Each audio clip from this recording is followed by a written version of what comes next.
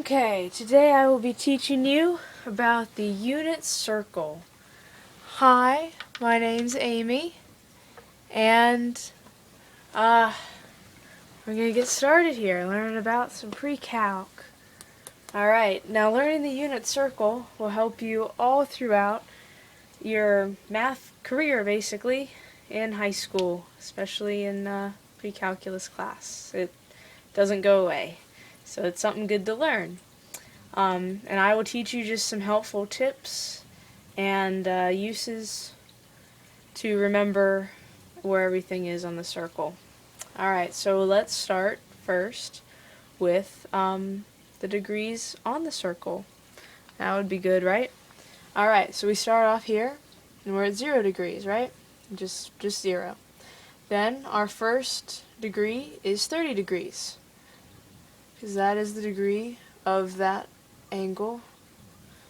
And then we go to 45 degrees, then we go to 60 degrees, and then we go to 90 degrees. An easy way to remember it is it increases by 30 degrees. See, 0 to 30, and then there's an exception here. We go 15 degrees to 45, then 15 degrees to 60, but then 30 degrees from 60 to 90. So it's 30, 15, 15, 30. That's a way to remember it. Or you can just tell that from here, kind of by looking at it, it's 30 degrees. I know I'm not the best artist, but from here to here it also looks like 30 degrees, and that one also is 30 degrees. But then this 45 just intercepts here and makes a perfect divide between the 30 and the 60, so that's 15 degrees in there. So yeah, 30, 15, 15, 30. And it keeps going. You add 30 to 90, you get 120. Add 15, you get 135. Add 15, you get 150. Add 30, you get 180. And then it starts over. Add 30, you get 210. Add 15, you get 225. Add 15, you get 240. Add 30, you get 270. Again, start over. At 30, you get 300. 15, you get 350. 15, you get 330. 30, you get 360. And that's it. Pretty straightforward with that. Now we move on to something a little bit more harder, the radians of the circle. This takes some time to memorize. I still have trouble with it, but I've heard some different ways to help memorize it. Hopefully it will help you too. So you start out with the first quadrant here, and you start over here with pi over 6, which is your 30-degree angle, if you want to remember it like that. Then you go to pi over 4, and pi over 3, and then pi over 2. We like to say they don't like 5, so it's 6, 4, 3, 2, or 2, 3, 4, 6. They didn't like 5, so it's not there. That's a way to remember it. So once you have your first quadrant set up pretty well, and you got your radians, you're pretty much set to go for the rest of the circle. Because you see, pi over 6, this line, it runs straight down here, and this one also has a 6 in the denominator. And then if you just flip that, like this, like here's this pi over 6, flip it like this, that denominator is also 6, and so is that. So your pi over 6's are the same line throughout. And it's the same thing with pi over 4, it's always the middle line. Pi over 3 is always that last outer line, if that's how you look at it. So, from there we see that, so we got pi over 6, pi over 4, pi over 3, pi over 2, right? So then, we see that this one is the inner line, and so it's pi over 3, and a nice way to remember it, funky way to remember it, is whatever the numerator is, you subtract 1, in the second quadrant at least, you subtract 1 and you get your numerator. So 3 minus 1 is 2, so it's 2 pi over 3. And then you move on to pi over 4, which is your middle line, and again, 4 minus 1 is 3, 3 pi over 4. And then lastly, in the second quadrant, you got pi over 6, 6 minus 1 is 5, 5 pi over 6. So halfway done already. So then this line is always pi, Pretty simple to remember. And then, now we're in the third quadrant. Look at us go. Okay, so there are kind of two ways to remember this way. I like to think of it as, see, you've reached pi here. So let's pretend we had 6 pi over 6. 6 pi over 6, you divide that out, and it's just 1 pi, which is pi. So anything above this, above pi down here, it has to be, the numerator has to be greater than the denominator. So, to go from there, you have pi over 6 line, and then whatever you're in the third quadrant here at least, whatever your denominator is, you add 1 to get your numerator. So this is the pi over 6 line, you add 1 to 6, and you get 7 pi over 6. And then here you are at the pi over 4 line, you add 1 to 4, you get 5 pi over 4.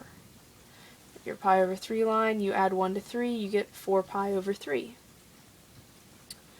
And then here you get 3 pi over 2. These ones, I don't have a nice little thing to remember them by. I just remember the x, or the lines here, that this is pi over 2, this is pi, this is 3 pi over 2, and that's 2 pi. Because you completed the circle, so that's why that's 2 pi. But we'll get to that in a minute. So your last quadrant, quadrant 4, right here. So once again, this is the pi over 3 line, right? Now here's another cool way to remember it. Okay, so if you're like drawing this all out, you can look back up here at the second quadrant to get your numerators here. You always know your denominators if you just have your first quadrant done. But then looking at this quadrant for your numerators, if you see you're on the same line, right? Yes? So then, if you add the numerator and the denominator, here, 2 plus 3 is 5. 5 pi over 3. Same with your pi over 4 line. 3 plus 4 is 7. 7 pi over 4. 5 plus 6 is 11. 11 pi over 6. They just add up and you work your way across. And then, as I said, lastly, you got 2 pi. Because you've done a whole, you've gone around the circle the whole way. So you get 2 pi there. So that's pretty simple too. That is the hardest part of the unit circle. This last part I think is pretty simple. You don't really have to memorize much. It's pretty much straightforward. And that is the cosine and sine of each angle. Now you can see I wrote down here, always remember it's cosine, sine. Okay, so I remember it this way. So your square root of 3 over 2 is your longest length. And then your second longest length is square root of 2 over 2. And your shortest length is 1/2. Okay? So you always start at 0, 0, you start at your center. And then, to get to pi over 6, you have to go over a long ways and up a short ways. Your long ways is square root of 3 over 2, your short ways is 1/2. So square root of 3 over 2, 1/2. Then, for your pi over 4, your 45 degrees, you have to go over midway, and you go up about midway. I mean, it's like the medium length to me. So that's square root of 2 over 2, square root of 2 over 2. And then lastly, for your pi over 3, you go over a little bit and you go up a lot. Short, long. So short, 1/2, long, square root of 3 over 2. Then, for your pi over 2, you always start at the middle. So your cosine, or your x, is going to be 0, right? So 0, and then you go up 1 to get to the top. 0, 1.